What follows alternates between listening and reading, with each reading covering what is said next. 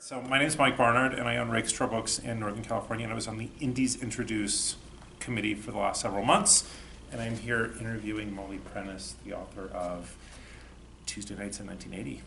So, hi. Thanks Good for to being see here. you. You wrote a great book. Thank you so much. You were one of our favorites. Thank you. The whole committee. I'm so flattered.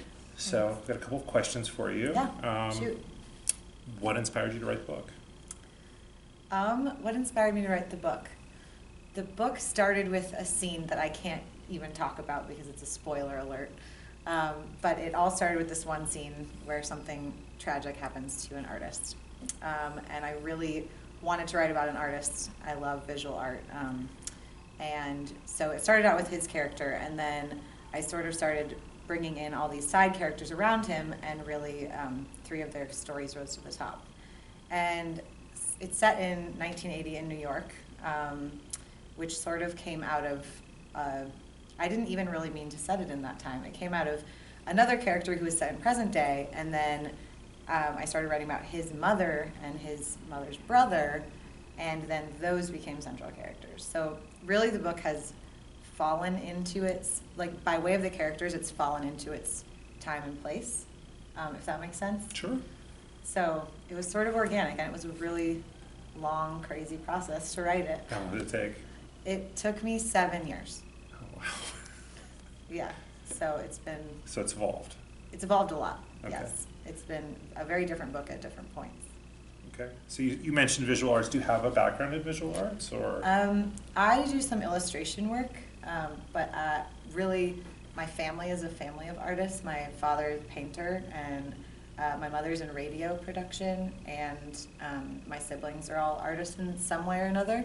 And then also my fiance is a visual artist, and most of my friends are visual artists. So I sort of have situated myself in a land of people that make art. I don't really consider myself an artist, but I do love to draw. Do you have a favorite artist? That's so hard. There are two that I reference in my book who I love. David Hockney is probably my favorite, one of my favorite painters, and Lucian Freud, who also it pops up in my book. And they're so different from each other. They're so different, but they're both so weird. Okay. In a great way. All right. Have you seen the Hockney drawings that he sort of Yes. did in the old master style? Yes. What do you think? I pretty much trust him for anything he does. I thought it was the coolest, weirdest thing. Yeah, I'm with him every step of the way. And the crazy thing is he had synesthesia, which is... Right, which plays a yeah. role in your book. Yeah. You want to talk about that?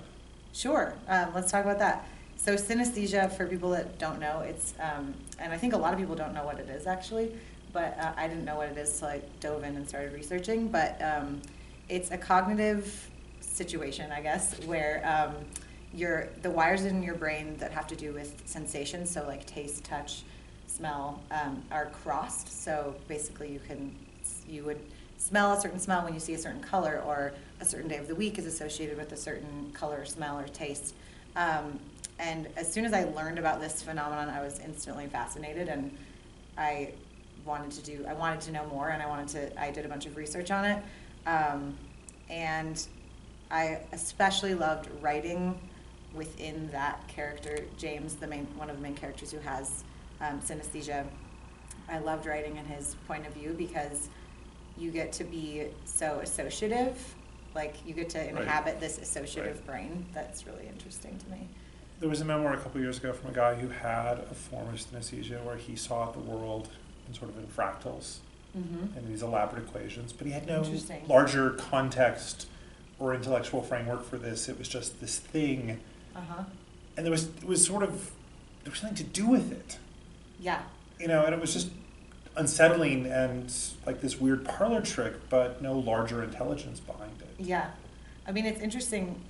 It is interesting that in the case of James, he puts it to use with his creative practice and his work.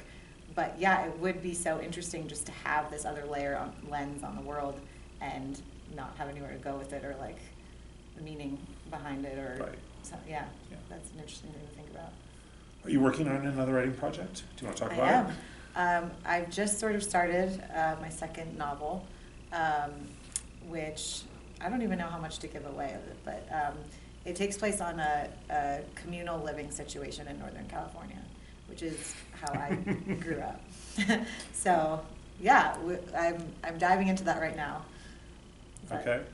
Yeah. And you grew up in Santa Cruz? I grew up in Santa Cruz, California, yeah. Okay. Early 80s? Yeah, Yeah. early 80s. So still a little bit 1960 something. You mean like? In Santa Cruz. Oh, yeah. Yeah. Yeah. There's a line in Tales of the City where one of the characters says, "There's nowhere left where it's 1967." Maybe Santa Cruz. Yeah. So what are you reading now? What am I reading? I just finished A Little Life, which was awesome, amazing. I mean, so phenomenal. And then I just picked up and read in like 2 days Lily King's Euphoria, which I was obsessed with. Another terrific book. It's an amazing book. Yeah. And what else? Yeah, those are my 2 most recent reads. Oh, I just started City on Fire because everyone says I need to because it's in the same time as mine. It's funny. City on Fire is one where it got so much hype and great reviews and deserves most of them. And then you see these nasty little things going around like the 50 worst sentences in City on Fire. Oh, I think it's really well written. I mean, I'm only like 200 pages in. Yeah, and it was like massive, but this weird backlash on something that was that good. Yeah, I mean it's a feat. Yeah, I loved A Little Life though. Oh man. And Harvard Bookstore in Cambridge, their display of it, they had a basket of little Kleenex packs next to it. You could just take one. I mean, it's the roughest book I've ever read in my life. It's so emotionally draining. Yeah, it was the last great book I read last year. It was also the last book I read last year. I just waited and waited and waited until I had 3 or 4 days that I could just spend with that. Awesome. Is there a question I should have asked? I don't think so, but I don't know. No, not that I can think of. All right. I think you're going to have great success with this. Thank you very much. Congratulations. Thank you so much. Yeah, thanks for being here. Thank you.